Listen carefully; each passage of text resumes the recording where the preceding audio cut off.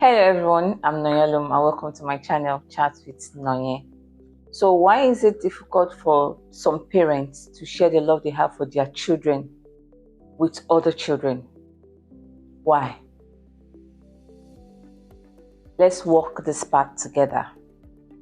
I'll tell you a story so you'd understand where I'm coming from. Names withheld, places of events withheld. There used to be a young girl I knew back then. Her father was averagely okay, and her father had this belief that children need to be educated. But somewhere along the line, he had issues that made him lose a lot of money, and he started struggling. But because he still believed that kids are meant to be educated, so he sought his sister's help. Please underline that word, sister. And really when he went to his sister to ask for help in the sense that, please, can you take one of my children and train them in school? And the sister accepted. She wasn't forced, and so she had the opportunity to say no, but she said yes and took in one of this man's children. Unfortunately, this lady in question, lo and behold, the lady went to her auntie's house, and her auntie just gave her 1 week good welcome into her home. Just 1 week. It's amazing the way people just change.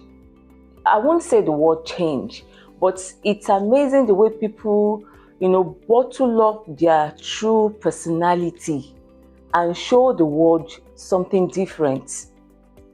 Someone she called auntie all of a sudden turned into a monster. Monster in the sense that her main reason for being there is for her to go to school. But this auntie of hers didn't bother herself going to search for any school for her. Would I say fortunately or unfortunately for this girl, her auntie had a help that was already in school.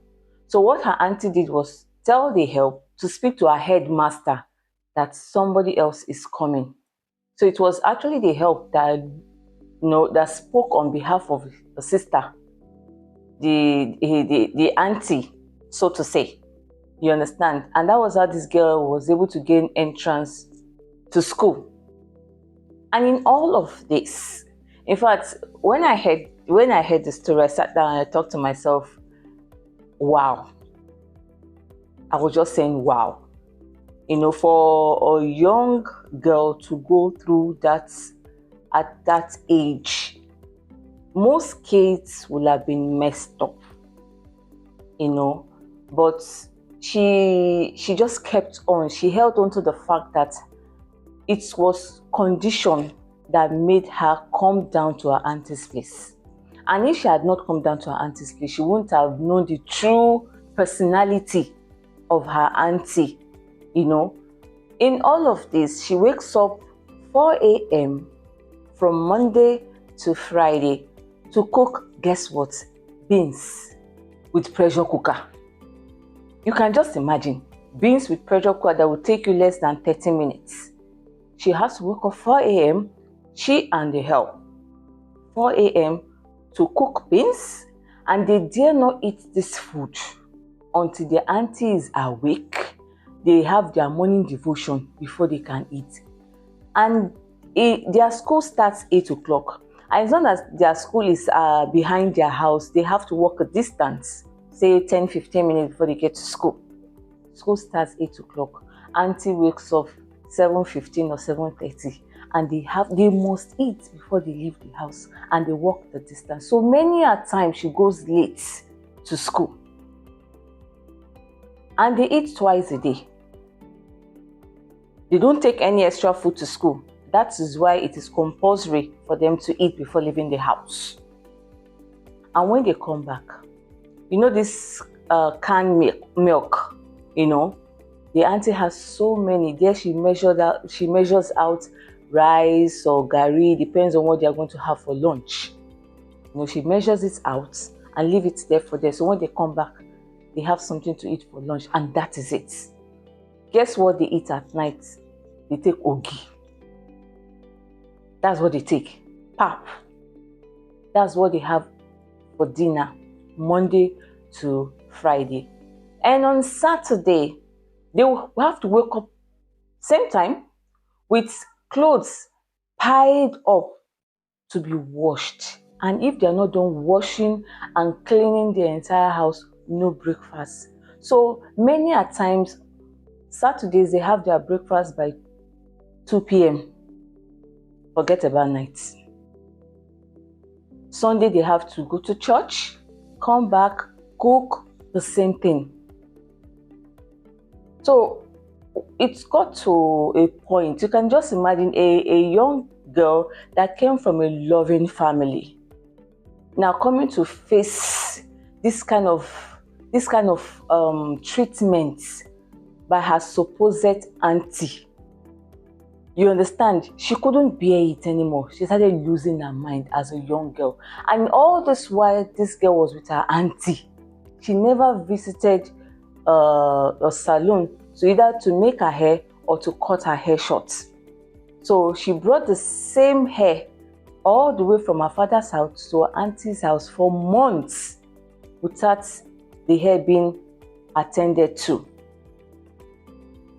Now, you can now understand where I'm coming from. A lot of children are facing similar situations. And that is why I asked the question, why is it difficult? Why is it so much of a stress for you to just share? I'm not saying you should transfer the entire love you have for your children. No, but just share a fraction of that love with other children. Back in Nigeria, the church I once attended, there used to be this wealthy woman. She was so dress her daughter then, beautifully dressed. You understand? But guess what? The help that will take care of this beautifully dressed child will come with Dunlop slippers and unkept hair. This is the same person that will carry your well-dressed child, the well-perfumed child. So I'm like, it's not compulsory you have help if you know you cannot take care of this help. Because many a times, this help, these children under your care end up being damaged. Because you discover that when these children or help do something as little as, maybe, let me say for example, break a glass, that your child can do, the way you will melt out your anger, your frustration on these children, you'll be wondering, is it more than a glass cup? And you will not do that to your child if your child should do the same. So why then do you have to accept this child under your roof? Why? That's the question I ask myself. When I see some people treat other children badly, poorly, at times they will say that because he stole, they will starve them. They are not entitled to eat. And yet your own child will steal more than what that child, what your help has done, and you overlook. Most times they will say, he's still a child, Jare, he will grow out of it. And yet you will not consider that to the help that you have, or to someone else's child under your roof or under your care. Then why accommodate them? If you know you can't do all this yourself, assign the job to your children. Because at the end of the day, this help that you have might be either age mate with your children, or a bit older than your children, or your kids might be older than this person. But at the end of the day, after treating these people like this, and they go to somebody else's house that is willing to love them, They are not patient enough to find out if this person is going to love them. They are coming with venom. They are coming with venom. So before you act anyhow, they are willing to strike. I watch some videos and I see the way some people, complain, oh, their help did this, their help did that, and yes, but at the end of the day, I ask myself, I'm not saying what the help did was right, but I feel if this help is given an opportunity to talk, you will discover that this help already has problem, serious issue that needed to be attended to before moving to the next house.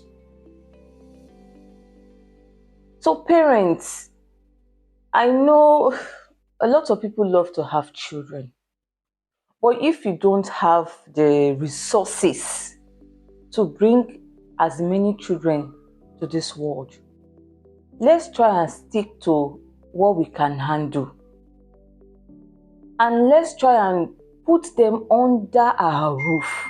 If it's Gary, please let them drink it with you. Whatever it is that you have at home, let them enjoy it with you.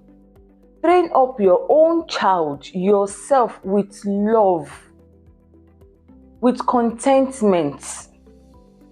So don't say, oh, Nigeria is hard, I need help. And you're like, okay, my cousin is somewhere, you go and stay with my cousin. You don't know what that child is going through in the hands of your cousin. Some of them are not just physically abused, emotionally, physically. They end up being messed up at the end of the day. But when you see them, you look at these kids like they are normal. No. A lot is going on in their head.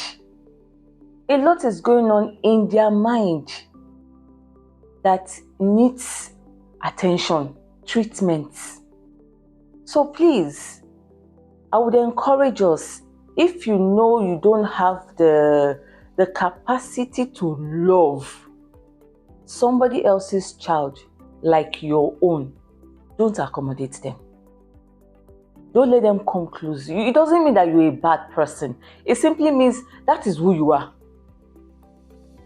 So if somebody should walk up to you and say, please, I would like you to train my child, and you know you don't have, just tell the person, I'm sorry, I can't. I can do as much as I can from a distance. Worst case scenario, they will say, you're a bad person. But they won't know you are actually saving that child a whole lot in future.